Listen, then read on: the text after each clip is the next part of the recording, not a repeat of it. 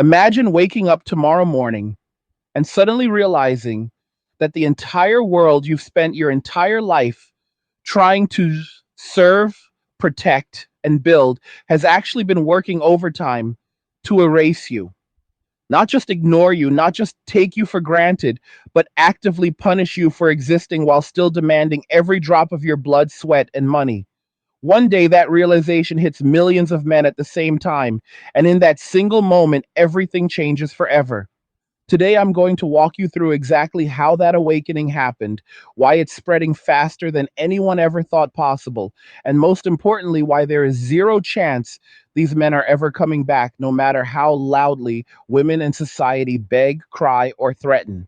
Stay with me until the very end because by the time this video is over, you're either going to feel completely vindicated or absolutely terrified, and I promise you'll know exactly which side of history you're standing on. If you love raw, unfiltered truth like this, and you want more angry guy content that the algorithm tries to hide, smash that like button right now. Share this video with every man you know who needs to hear it, and hit subscribe so you never miss an upload. Also, if you're serious about protecting everything you've worked for and actually growing real wealth in this collapsing economy, go click the link in the description and join Angry's Crypto Academy today. I teach you step by step how to buy, store, trade, and protect your assets so no one can ever take them from you. Thousands of men are already inside building their freedom. So pause this video, click that link, and I'll see you in the academy. And if these videos are adding value to your life and you want to keep the angry guy caffeinated and making more of them, there's a link in the description where you can buy me a Red Bull. Every can keeps the truth coming, and I appreciate every single one of you who throws some fuel in the tank. Let me take you back to how this all started, because it didn't happen overnight. For decades, men were sold one single story on repeat. From the time we were little boys, we were told that a real man provides, a real man protects, a real man puts everyone else first and asks for nothing in return. Teachers told us, Hollywood told us, our fathers who grew up in even tougher times told us. And for a long time, most of us believed it was an honorable deal. You work hard, you build, you sacrifice, you stay loyal, and in return, you get respect. You get a family that appreciates you. You get a society that has your back when things get rough. That was supposed to be the contract. Except at some point, the other side quietly tore up that contract and never told us. And think about it. Men kept showing up to the dangerous jobs that nobody else wanted. We kept paying the majority of taxes. We kept enlisting when the country called. We kept marrying, proposing, building houses, fixing cars, carrying groceries, walking on the outside of the sidewalk, standing up when a woman entered the room. We kept doing every single thing we were raised to do. And what did we get in return? We got told we were toxic for existing. We got told the way we sit on a train is violence. We got told that wanting a family makes us controllers. We got told that earning more money on average because we work longer hours in the more dangerous fields is proof of a patriarchy that hates women. Every time we opened our mouths to say, wait a minute, something feels off here, we were called fragile, insecure, or worse. Then the legal system got involved. Family court became a wealth transfer machine that rewards the person who files first. And statistics don't lie. That person is almost always the woman. Men started realizing that everything they spent 20 years building could disappear with one signature and one accusation that doesn't even have to be proven. Paternity fraud got exposed, and instead of outrage, we got shrugs. Men started doing the math and realizing that marriage had become the worst financial decision a man can make with the highest probability of total loss. And still, for years, most men kept trying. We kept dating. We kept approaching. We kept proposing. We kept hoping that if we just found the right one, if we just worked a little harder, if we just communicated better, everything would finally be fair. But something happens when you treat a group of people like disposable utilities for long enough. Something happens when every institution joins in on the punishment. Something happens when the message finally sinks in that you are not liked, you are not respected, you are only wanted for what you can be forced to provide under threat. That message eventually becomes impossible to ignore. And once a critical mass of men absorb that message at a visceral level, the game changes forever. That critical mass moment is happening right now. Millions of men didn't get together in a secret chat room and plan this. There was no leader who sent out a memo. It was organic, it was simultaneous. It was the quiet sound of millions of men simply stopping the pursuit, stopping the simping, stopping the sacrifices. One day they looked around and said, "Why am I killing myself for people who hate me?" And instead of coming up with another excuse to keep going, they just walked away. They walked away from dating apps where the top 20% of men get all the attention and the rest are invisible. They walked away from relationships where the default setting is probation until proven guilty. They walked away from marriage where the state has already chosen which side it's on before you even say I do. They walked away from corporate jobs where HR departments treat masculinity itself like a liability. They walked away from a society that demands they keep paying into a system that punishes them for being born male. And here's the part that almost nobody saw coming. When they walked away, they didn't fall apart. They got peaceful, they got calm, they got happy. For the first time in their lives, many of these men discovered what it feels like to live without constant judgment, without constant demands, without the nonstop background noise of criticism. They started working out, they started businesses, they traveled, they learned skills, they built wealth, they found hobbies that actually fulfill them. They discovered that solitude isn't lonely when you're finally free from resentment. Suddenly, the guys who were supposed to be lost and broken without female validation were living better than ever. Their bank accounts grew because they stopped funding dates that went nowhere. Their stress levels dropped because they stopped walking on eggshells. Their health improved because they stopped drinking away the frustration of being disrespected every day. They replaced the chaos of modern dating with the quiet luxury of total control over their time, money, and peace. Meanwhile, the world they left behind started to panic. Rent prices kept climbing, groceries kept getting more expensive, inflation kept eating paychecks alive. And suddenly, millions of women who had been told they could have it all discovered that having it all is actually really expensive when there's no one else forced to pay for it. TikTok and Instagram filled up with videos of women complaining that dating is impossible now, that men don't approach anymore, that nobody wants to commit, that rent is too high, and they can't survive on their own income. Every week, another influencer posts a tearful video saying, "Where have all the good men gone?" while completely ignoring the fact that those good men are happier than they've ever been and have zero intention of returning to a burning building just because someone yells, "Come back, I need help putting out the fire you didn't start." The irony is thick enough to cut with a knife. The same voices that spent years celebrating independence and saying men are trash are now demanding those same trash men return to fund the independence they bragged about. But here's the part nobody wants to say out loud. It's too late. The trust is gone. The social contract is shredded. You don't get to spend decades telling an entire gender they are the root of all evil and then act confused when they finally believe you and leave you alone. You don't get to weaponize the legal system, the media, and the culture against men and then cry victim when those men figure out how to thrive without you. The era of male disposability is over because men finally realize they have the power to opt out. And once men taste real freedom, there is no offer on earth tempting enough to make them voluntarily walk back into chains. So now we're watching an entire society try every trick in the book to lure men back. They're trying shame. You're immature if you don't want to slave away for us. They're trying guilt. Think about your future generations. They're trying threats. You'll die alone. They're even trying bribery. Suddenly, marriage is being marketed again as a great deal for men, even though the numbers prove it's the opposite. None of it is working. The red pill isn't a phase.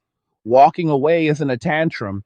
It's the most rational response possible to a system that has shown its true face. And the craziest part of all is that the more women and institutions panic, the more men wake up. Every angry TikTok about low value men becomes free advertising for the walkaway movement. Every article about the loneliness epidemic among young men just proves the point. Hey guys, in a world pushing you to own nothing and be happy, crypto is your key to survival. Join Angry's Crypto Academy to master buying, selling, and trading crypto. Make huge profits and safeguard your wealth. Plus, discover the one crypto virtually no one is talking about, poised to create new millionaires in the upcoming bull run. The link is in the description of the video below. Go check it out now. That society never actually cared about men's well being in the first place. Every time some talking head on television says men need to man up, another thousand men hear it as keep sacrificing for people who despise you, and they quietly close the tab and keep building their own life. This is only the beginning. We're watching the largest transfer of power in modern history happening in real time, and it's not being done with violence or protest or politics.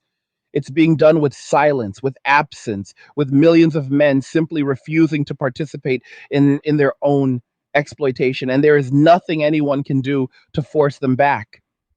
You can't shame a man who no longer seeks your approval. You can't guilt a man who no longer believes your myths. You can't threaten a man who has already made peace with being alone. The leverage is gone. So when you see these videos of women crying about inflation, or complaining they can't find a good man, understand what you're really looking at.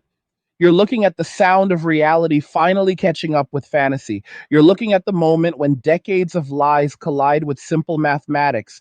You're looking at a generation of women about to learn the hard way that independence is only empowering when someone else is still forced to pay the bills. The men who walked away aren't angry anymore. That's what scares the system the most.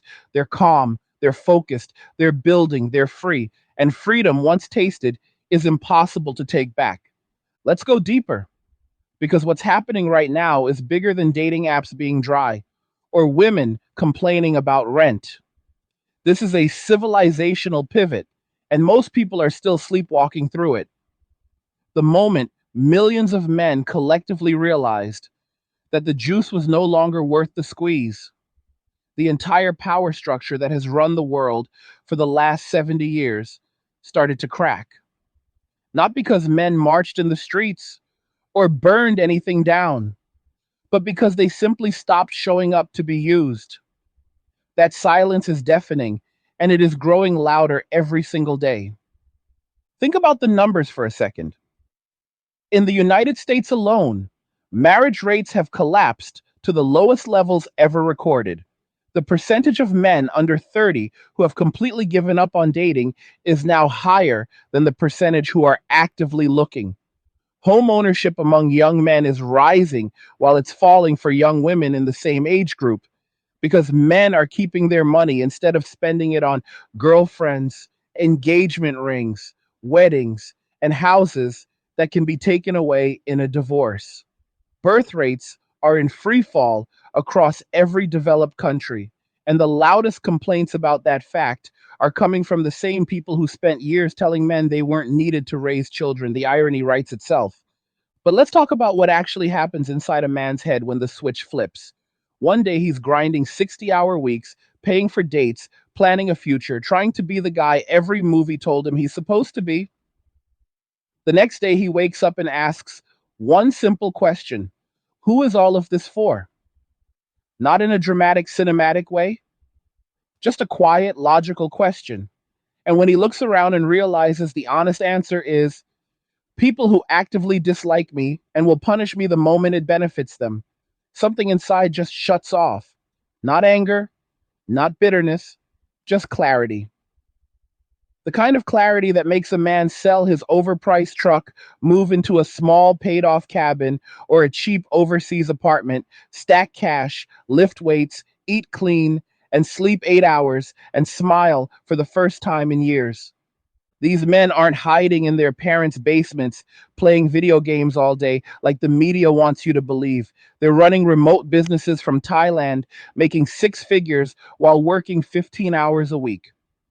They're day trading and staking crypto and building rental properties in low cost states.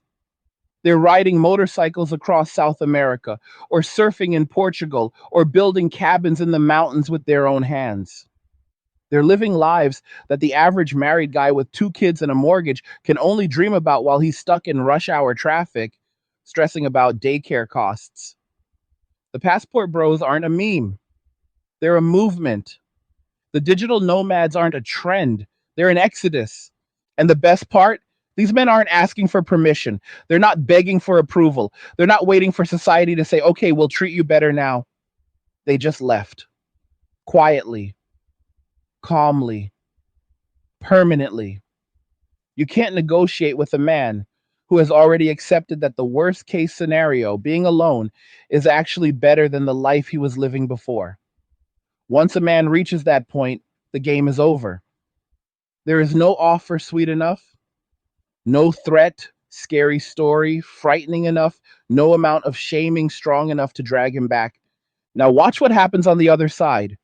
Women who spent their 20s chasing the top 5% of men, riding the carousel, posting thirst traps, getting attention from hundreds of orbiters, suddenly hit 30 and discover the music has stopped and there are no chairs left. The guys who used to blow up their phones at 2 a.m. are now in Medellin dating 24-year-olds who treat them like kings.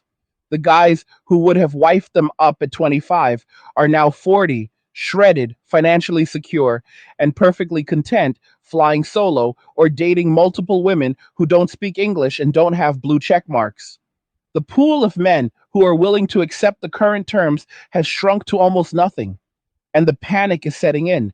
That's why you're seeing article after article with headlines like The End of Men, or Why Women Can't Find Good Men, or The Rise of Lonely Women. They're not even trying to hide it anymore.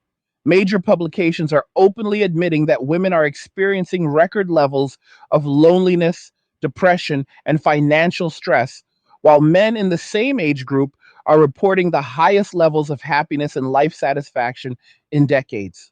Let that sink in. The gender that was told it was oppressed is now happier than it has ever been the moment it stopped participating in the system that claimed to be oppressing it. The gender that was told it was empowered is now openly falling apart the moment the subsidies disappeared. And it's not just dating, the workplace is next. Men are quietly leaving corporate America in droves. They're refusing promotions that require 80-hour weeks for a 4% raise. They're refusing relocations. They're refusing to be the only one staying late while everyone else logs off at 4:59. They're starting small businesses, learning trades, moving to low tax states, or leaving the country entirely. The quiet quitting phenomenon that everyone laughed about a couple years ago has turned into quiet exodus. Companies are now begging men to come back with six-figure salaries for remote work. And men are saying no because they already make that much trading crypto 3 hours a day from a beach. The military is facing the worst recruiting crisis in 50 years because young men are looking at the deal. Go fight endless wars for a country that calls you toxic and then come home to a society that won't let you sit comfortably on a train. And they're choosing to stay home and play Call of Duty instead. Police departments can't find recruits. Fire departments are begging for volunteers. Construction companies are offering $25 an hour starting pay with full benefits and still can't fill positions. The entire infrastructure of society was built on the assumption that men would keep showing up no matter how badly they were treated. And now that assumption is collapsing in real time. Every institution is scrambling. Universities are lowering admission standards for men because without them, the gender ratio is becoming comically lopsided. Governments are floating ideas like taxing single men or forcing them into mandatory service. Media outlets are running psyops claiming that men who walk away will die earlier, while completely ignoring the data showing married men die younger than single men. Religious leaders are preaching about covenant marriage and headship while refusing to acknowledge that the state has already removed every incentive for men to participate. None of it is working. You can't force a free man back into slavery just because the plantation is falling apart. The most powerful part of all this is that men aren't doing it out of spite. That's what the blue pill world doesn't understand. This isn't revenge. This isn't a strike. This isn't men trying to teach anyone a lesson. It's just self preservation. It's just men finally putting themselves first after being told their entire lives that doing so makes them monsters. The moment men started treating themselves with the same care and loyalty they used to give away for free, everything changed. They became unstoppable. And once a man has spent a year or two living on his own terms, paying his own bills, making his own schedule, answering to no one, building his body, stacking his money, traveling the world, dating women who are kind and feminine and actually like him, there is nothing anyone can say to convince him to go back to the old way. No amount of, but who will protect us, or but society needs you, or but think about the children will move him. He's already seen the other side, and the other side is peace. That's the real red pill. Not anger, not resentment, peace, the kind of deep, unshakable peace that comes from knowing you are no longer anyone's resource to be harvested, the kind of peace that comes from knowing your time, your money, your energy, your life belong to you and you alone. Once a man has that, he will never give it up again. Not for a woman, not for a country, not for an ideology, not for anything. So when you see these crying videos, when you read these desperate articles, when you hear politicians and influencers begging men to step up and take responsibility, understand what you're really witnessing. You're witnessing the death of a social order that lasted for centuries because it was enforced male sacrifice through a combination of duty, shame, and lack of options. That order is dying because men now have options and they're choosing themselves. The old world is screaming for men to come back and save it. The new world is being built by men who already saved themselves. And that, my friends, is only the beginning. The most fascinating part of this entire shift is how fast the narrative is crumbling now that the foundation has been pulled out from under it. For years, the dominant story was that women were bravely throwing off the chains of patriarchal oppression and marching toward a future where they would never need a man for anything. Independence was the ultimate virtue. Strength was measured by how little support you accepted from the opposite sex. Hashtags like hashtag IDONTNEEDAMAN and hashtag strong independent woman were everywhere. Celebrities bragged about freezing their eggs and raising children alone. Politicians passed laws making it easier than ever to extract resources from men while removing every obligation in return. The message was crystal clear. Men are optional accessories at best and dangerous liabilities at worst. And men listened. They really listened. That's the part nobody counted on. When you spend 30 years telling half the population they are obsolete, eventually that half starts planning for a future that doesn't include being needed.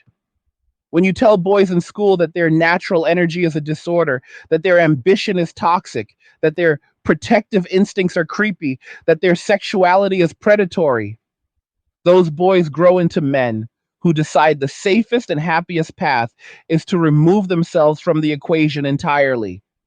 You don't have to threaten a man twice when he already knows the game is rigged. He just stops playing. Now, the same voices that spent decades celebrating the decline of male necessity for men are suddenly discovering that necessity is a two-way street. Bills still come due every month. Rent doesn't care how many followers you have. Grocery stores don't accept empowerment as currency. Daycare costs don't drop because you posted a viral rant about the patriarchy. And when the traditional safety net that was quietly enforced by millions of average men doing average jobs disappears, the weight of reality lands all at once. That's why you're seeing this bizarre wave of nostalgia for the very dynamics that were mocked and dismantled only a few years ago. Suddenly, traditional masculinity is cool again, but only when it's convenient. Suddenly, women are making videos saying they miss when men were providers, but they still want to keep all the legal and cultural advantages that punish providers. Suddenly, dating coaches are telling women to be more feminine and submissive, but only after spending their 20s telling men to be more emotional and vulnerable. The cognitive dissonance is staggering, yet it keeps pouring out because the fire hose every single day. Watch the timeline closely. First, it was, we don't need men. Then it was, where have all the good men gone? Then it was, men need to step up. Now it's, men are obligated to fix everything they didn't break.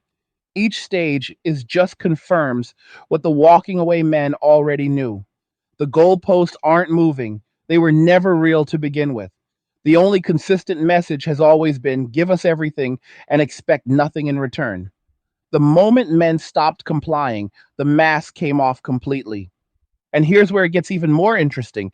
The men are not just walking away from women, they're walking away from the entire consumer matrix that was built on their backs.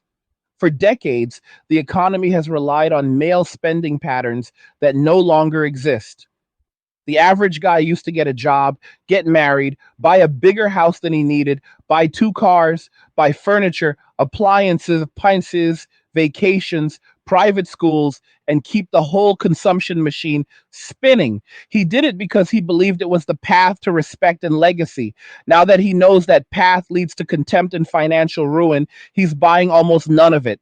Car sales for certain brands are quietly collapsing because single men don't need status vehicles to attract women anymore. Jewelry companies are panicking because engagement ring purchases have fallen off a cliff. The wedding industry has lost billions. Housing developers are building smaller units because single men prefer efficiency over showing off. Entire sectors that depended on male provider instincts are shrinking year after year, and the executives have no idea how to get that money back because you can't advertise your way into a man's wallet once he's decided his piece is worth more than your product. Even entertainment is shifting. Hollywood keeps wondering why their superhero movies and romantic comedies aren't printing money anymore. Simple. The target demographic of men who wanted to see themselves portrayed as heroes has checked out. Those men are watching creators on YouTube and Rumble who speak directly to them instead of lecturing them. They're reading books again. They're listening to podcasts that don't treat them like the villain. They're finding community with other men who share the same clarity. The attention economy has fractured, and the old gatekeepers are bleeding audience share faster than they can spin narratives about why it's happening. And meanwhile, the political class is starting to sweat. Every Western government is looking at birth rates that are now well below replacement level and realizing they have a massive demographic crisis on their hands. Pension systems are already mathematically doomed because they were built on the assumption that men would keep working until they dropped and keep paying taxes to fund benefits for everyone else. When millions of men decide to work less, earn less on the books, retire early, or leave the country entirely, the entire Ponzi scheme starts to wobble. Politicians are floating ideas like universal basic income for women only, taxing childless men, lowering the voting age to 16 to dilute male votes, anything they can think of to keep the machine running a little longer. None of it will work. You can't tax money that was never earned in the first place because a man chose peace over overtime. The fertility panic is especially rich. After decades of telling women they should prioritize career over family, delay marriage, sleep with whoever they want, and that children are a burden rather than a blessing. The same institutions are now publishing articles with headlines like, the ticking biological clock is real, and why having kids in your 30s is selfish. Fertility clinics are doing record business while pretending they didn't spend 20 years convincing women they had all the time in the world. Egg freezing companies are valued in the billions on the promise that women can just science their way out of biology. And yet birth rates keep falling because even with all the technology in the world, women still need willing men who are invested for the long haul, and those men are simply not there anymore. Everywhere you look, the same pattern repeats. An entire society spent years dismantling the incentives that made men participate. And now that men have adapted by leaving, the same society is shocked to discover the system doesn't work without them. It's like watching someone saw off the branch they're sitting on and then act surprised when gravity kicks in. But let's be crystal clear about something important. The men who walked away are not sitting around gloating. They're not refreshing TikTok, waiting for the next crying video so they can leave laughing emojis. Most of them don't even follow that content anymore. They're too busy living.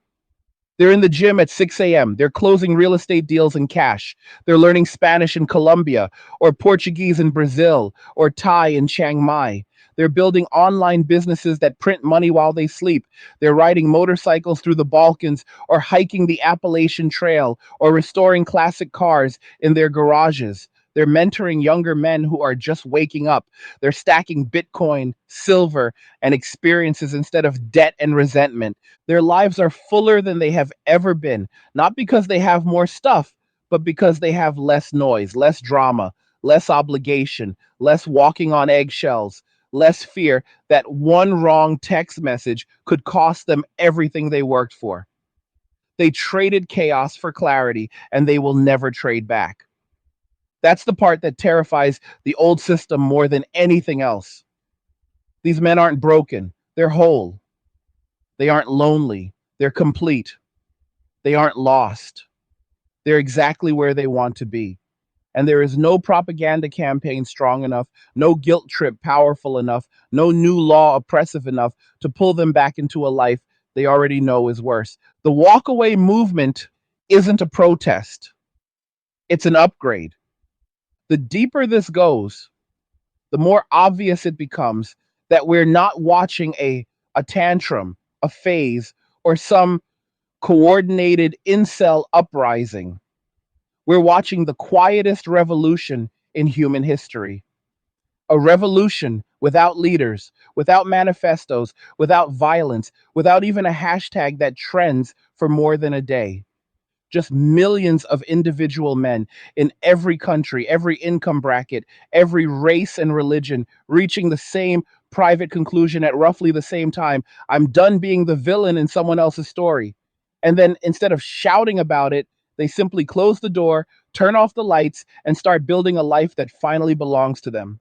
That silence is what's driving the establishment insane. They're used to dealing with angry men because angry men can be debated, shamed, canceled, arrested, or medicated. But calm men, happy men, men who wake up every morning grateful to be alive and in complete control of their day, those men are bulletproof.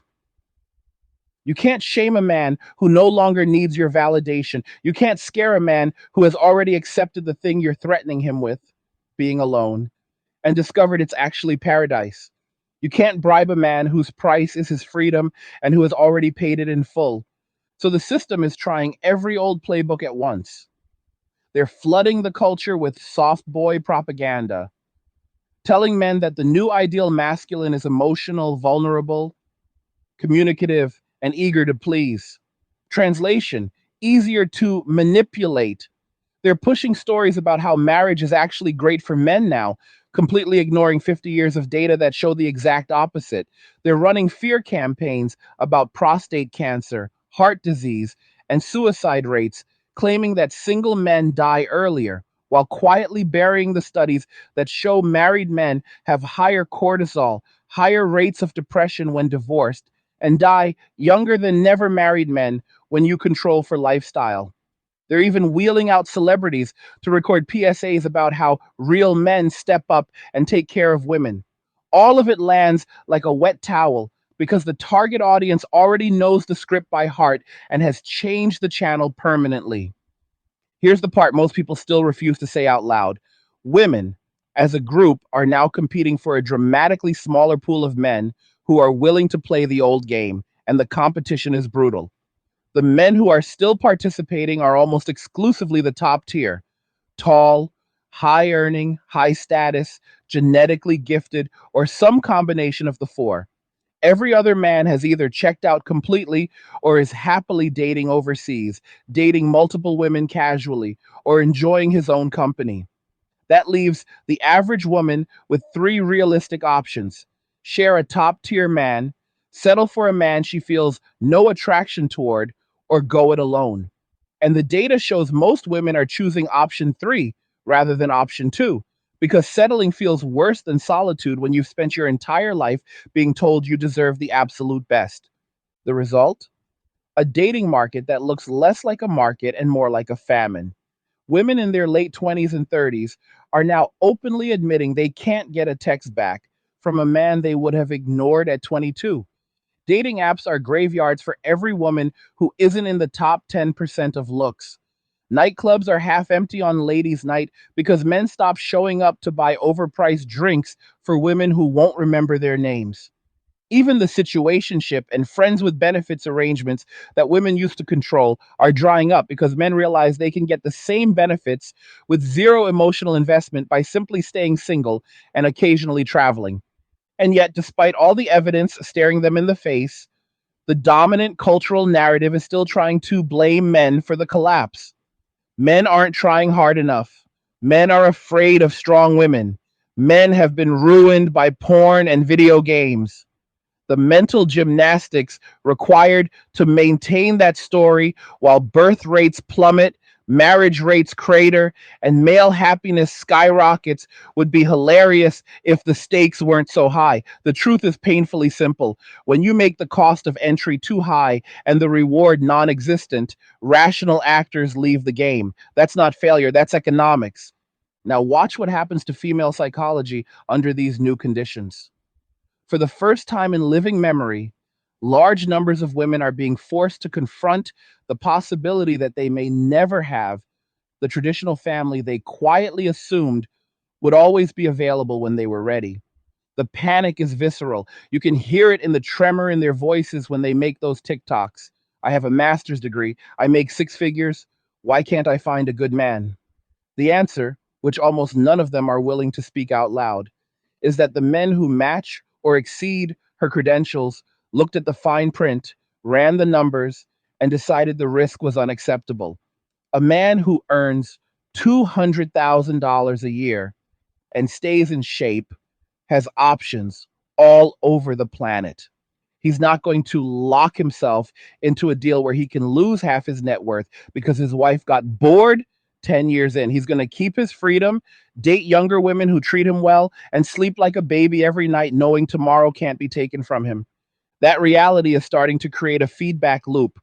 The more women realize the old strategy, education plus career, plus delaying family, plus high standards, is no longer delivering the promised outcome, the more some of them are pivoting hard in the opposite direction.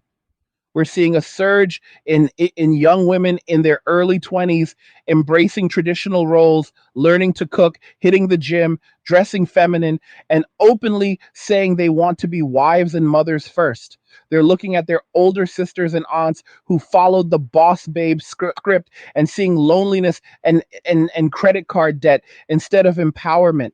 These young women are flooding comment sections telling the 30 somethings we're not the same. And the men are noticing. For the first time in years, the dating market for traditionally minded feminine women under 25 is actually improving because the supply of willing, high value men is still there for them. The wall isn't 10 feet high when you never helped build it in the first place. That split, the growing gap between the modern woman who still believes the old promises and the trad woman who read the room and adapted, is going to define the next 20 years. One group is going to keep shouting into the void, demanding reality bend to their expectations. The other group is quietly getting engaged at 23 to men who are thrilled to build a life with them. Guess which group is happier in 2035? Meanwhile, the walkaway men keep walking. Every year, a few more join the ranks. The older ones become legends in the private Discord groups and Telegram channels, dropping wisdom like, I sold my house in California, paid cash for a villa in Bali, and my stress levels dropped 90% the day I landed. The younger ones watch, take notes, and accelerate their own exit plans. The knowledge is compounding. The map is being passed hand to hand in the dark. And every time another public figure has a meltdown about where are all the good men, another 10,000 private citizens take it as confirmation they're on the right path. This is why the shaming language no longer works. 10 years ago, calling a man bitter or involuntary actually stung because there was still a part of him that wanted to be desired by the culture that was rejecting him. Today, those words bounce off like rain on a windshield. The men who walked away no longer care if you think they're losers. They know what their bank accounts look like. They know what their blood pressure looks like. They know what it feels like to wake up without dread on Monday morning. Your opinion stopped mattering the day they reclaim their time. And that, more than anything else, is the point of no return. Once a man has lived on his own terms for 12 months, 24 months, 36 months, the old world starts to look like a fever dream. The arguments, the drama, the endless criticism, the financial hemorrhage, the constant low grade fear of false accusations, it all feels like someone else's life. Going back would be like voluntarily checking yourself into prison after you've already tasted freedom. No sane person does that. So the begging will continue. The crying videos will keep coming. The articles will get more hysterical. The laws will get more desperate. And the men will keep walking, not out of hate, not out of revenge, just out of love. Radical, unshakable love for the one life they get to live. The age of involuntary male sacrifice is over. The age of voluntary male freedom has begun. And nothing, no law, no movement, no amount of tears, no promise of heaven or threat of hell is going to put that genie back in the bottle. The final piece that almost nobody is ready to talk about yet is how this quiet revolution is reshaping the soul of civilization itself. We're not just watching men leave dating, marriage, and corporate slavery. We're watching men leave the entire mythology that was built on their backs. The story that said a man's worth is measured by how much he can carry for other people. The story that said his pain is the price of admission to manhood. The story that said if he just sacrifices enough, someday he'll finally be enough. That story is dead. And when the story dies, the civilization that was built on it starts to wobble. And look at Japan. They've been 20 years ahead of the West on this curve. Japanese men started walking away in the 1990s. They called them herbivores. The media mocked them. Politicians panicked. Economists predicted collapse. And then something wild happened. Japan didn't collapse. They changed. Young men moved into tiny, efficient apartments, spent their money on experiences and hobbies instead of wives and children, worked just enough to live well, and reported the highest life satisfaction numbers in their nation's modern history. Birth rates fell off a cliff, yes. The population is shrinking, yes. But the day to day experience of the average Japanese man under 40 is calmer, cleaner, richer, and freer than his father or grandfather ever knew. The government tried everything: cash bonuses for babies, tax penalties for single people, public shaming campaigns, even government sponsored dating events. Nothing moved the needle more than a few percentage points. Once men tasted peace, no amount of money or social pressure could make them trade it for stress they already knew by heart. The West is now walking the exact same path, just 2 decades behind. The only difference is we have the Japanese example right in front of us, and we're still pretending the outcome can be negotiated. Here's what comes next, and you can screenshot this for 2030. 1. The marriage rate will keep falling until it stabilizes somewhere around 30 to 35% of the population ever marrying. And most of those marriages will be men in their late 30s or 40s pairing with women 10 to 15 years younger who never bought into the strong independent script in the first place. Second, the birth rate in every Western country will drop below 1.0 within the next 10 years. Governments will throw hundreds of billions at the problem: subsidized daycare, paid maternity leave for years, baby bonuses in the six figures, and it will barely budge the numbers because the missing ingredient isn't money, it's willing men. Third, Entire cities and regions will become male exodus zones. We're already seeing it in places like San Francisco, Seattle, and New York, where the dating market is so lopsided that men are leaving in droves for Texas, Florida, Tennessee, and overseas.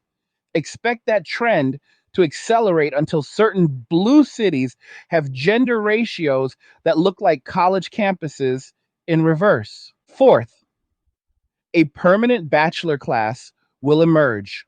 Men who are financially secure, physically fit, socially connected to other men, and completely uninterested in legal marriage. They will be the happiest male demographic in recorded history. And every study that comes out proving it will be memory hold or spun as a crisis. Five, the trad wife phenomenon will grow, but it will be tiny compared to the overall trend. Maybe 5 to 8% of women will pivot hard enough and early enough to secure the remaining high value men who still want traditional family life. The rest will either share top tier men, stay single, or pair with men they feel little attraction toward. Harsh, but mathematics doesn't care about feelings. Sixth, governments will try increasingly authoritarian measures. Bachelor taxes, mandatory civic service for young men, removal of passport rights for unpaid child support, even when no marriage existed, lowering the age of consent for voting while raising the age for everything else to dilute male political power. Every measure will backfire and accelerate the exodus. Seventh, the final stage will be open admission that the experiment failed. Some countries will roll back no fault divorce, reform family courts, and restore legal protections for men. Others will double down and collapse. The ones that adapt fastest will be the ones that survive. But none of that changes the core truth for individual men alive right now. Your life is happening today. Your peace is available today. Your freedom can start the moment you decide the old rules no longer apply to you. You don't have to wait for society to fix itself.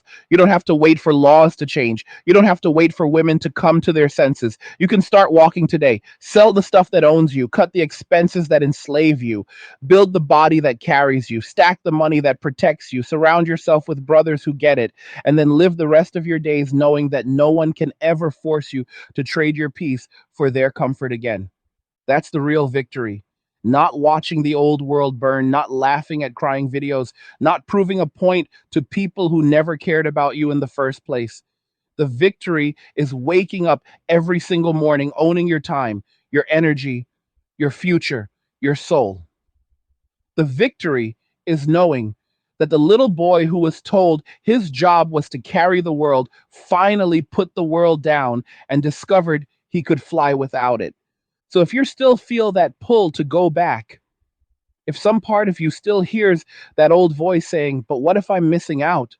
Let me save you years of second guessing. You're not missing anything worth having. Everything you were promised on the other side of sacrifice was a lie wrapped in nostalgia. The respect was never coming. The gratitude was never coming. The peace was never coming from them. It only comes from you, for you, by you. Walk away, not in anger. Walk away in gratitude, gratitude that you finally see the game for what it is, gratitude that you were born in an age where walking away is even possible, gratitude that you get to be one of the men who lives free while the old world begs at a door that will never open again. The road is wide open, the air is clean, the weight is gone. The future is yours.